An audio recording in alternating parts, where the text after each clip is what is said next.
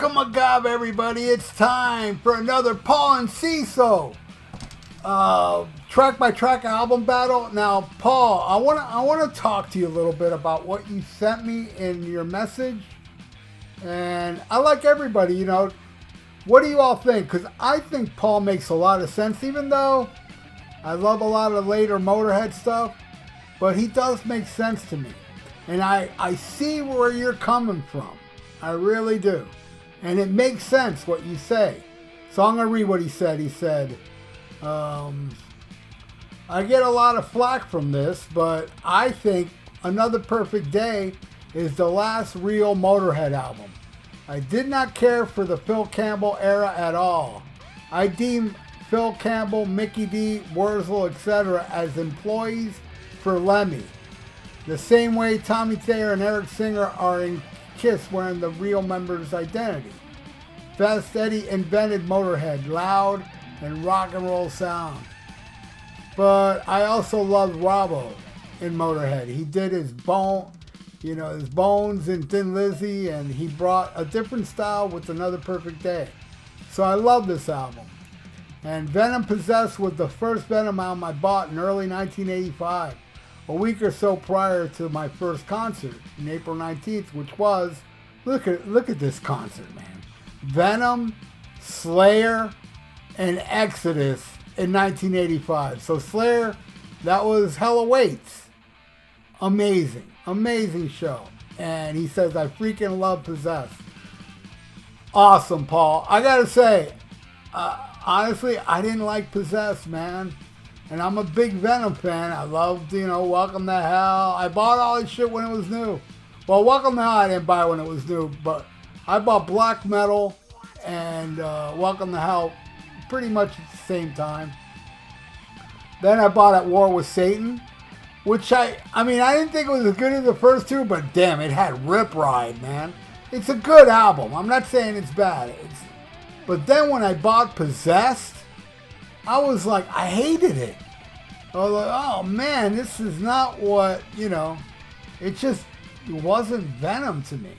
So, for decades, I haven't heard this album because I remember I gave this album to a friend of mine that loved this album, Possessed. He thought it was great, so I gave it to him. I go, dude, have it. It's good I give it to somebody that I make good use for it because I'm not listening to this anymore.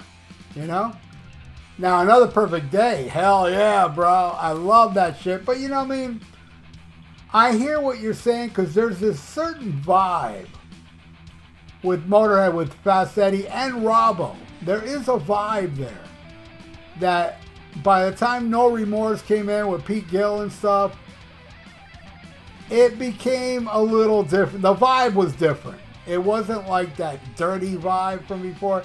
But I still dug the vibe. I liked everything Motorhead's done. I'm not a fan of March or Die and Snakebite Love, okay, But shit like Sacrifice, oh my God, Rock and Roll, Orgasmatron, We Are Motorhead's phenomenal. There's a lot of Bastards, a lot of those Motorhead albums, pretty much all of them except for two.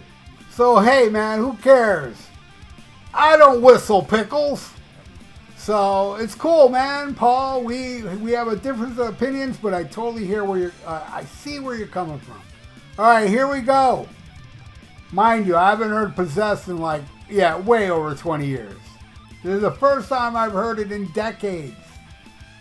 And believe me, I gave it a lot of chances back in the 80s. Shit, 30 years. It's been almost 30 years. Next year will be 30 years. I haven't heard this album. Well, maybe 29 years. I gave it many chances. All right, we start with my favorite track off the album, Back at the Funny Farm. That song owns.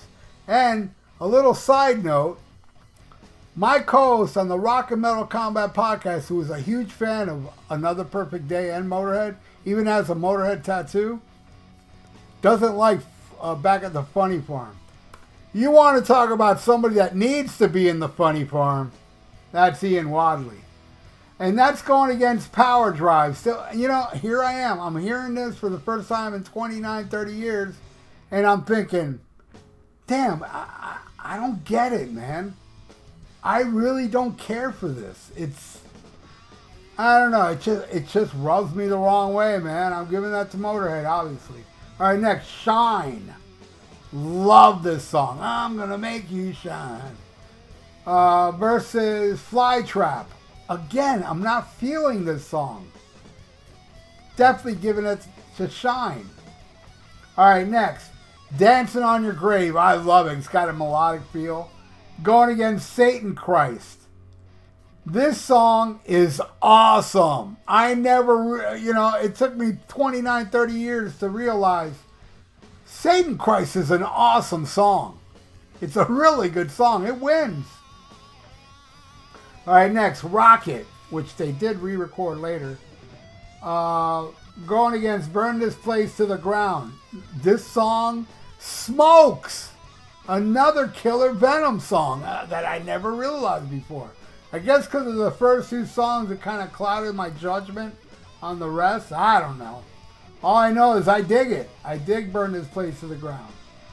All right, next. One Track Mind versus Harmony Dies. All right.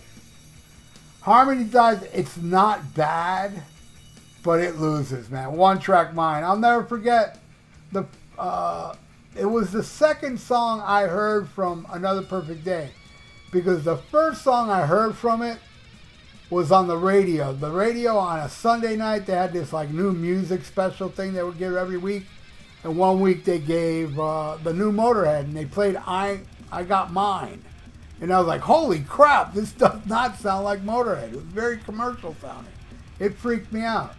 And then, I don't know, soon after that, on USA Network's Night Flight, they played the video for One Track Mind. And I was like, holy shit. And because of that video, I ran out and bought the album. And I love that album, man. Anyway, yeah, One Track Mind wins. It's so awesome. And Robbo goes apeshit on the guitar. Next, Another Perfect Day versus Possessed. It's the title track, and I'm not feeling it. It does nothing for me. Another Perfect Day does something for me. It wins. All right, next, Marching Off to War versus Hellchild. It's just not the Venom I'm used to. I don't like it, man. Definitely got to give that one to Marching Off to War. All right, Guy Got Mine, the first song I heard off the album, versus Moonshine. This one, I don't know. I'm going to give that to I Got Mine. It's just, I'm not, I don't know, man. Those two songs are kick-ass earlier, but it's not going anywhere now. Next, Tales of Glory versus Winging a Prayer. This one's good, though. It's a good instrumental, but I'm giving it to Tales of Glory. All right. There are bonus tracks, but this is the last track on Another Perfect Day, which is Die You Bastard versus Suffer Not the Children. Die You Bastards, giving it to that. All right, now the B-side, Turn You Around Again. This is a fun B-side. I like this song. Going against Voyeur. I like this one even more. Actually, I'm giving that one a Venom. And another point of a song I didn't recognize was cool before. All right, next. Hoochie Coochie Man. I never liked this song. Too bluesy. Versus Mystique, which is not great, but it wins. All right, then we got the last song, which is, I Don't Need Religion, live version with Robbo. Going against Too Loud for the Crowd. I love Too Loud for the Crowd. I'm telling you, I love Don't Need Religion, and it loses. I'm giving that to Venom. So there you go, Paul Enciso. This is the final score. What'd you think, man? I hope you enjoyed this, and play along. Everybody in the comments below. And let me know what you all think of Motorhead, man. And what you think of Possessed. Am I nuts? Am I crazy? Is there anybody out there that loves Welcome to Hell, black metal, and At War with Satan, and wasn't really into this? Oh, I love Warhead too. Oh, I love a lot of later Venom.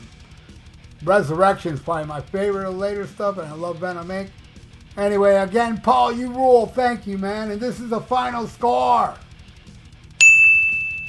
And there you go. Yeah, Motorhead got double the points. But hey, I was very, very surprised by a few of these Venom songs. So thank you again, Paul, and thank you everybody watching now. Please subscribe to my channel if you haven't, and ring that little notification bell.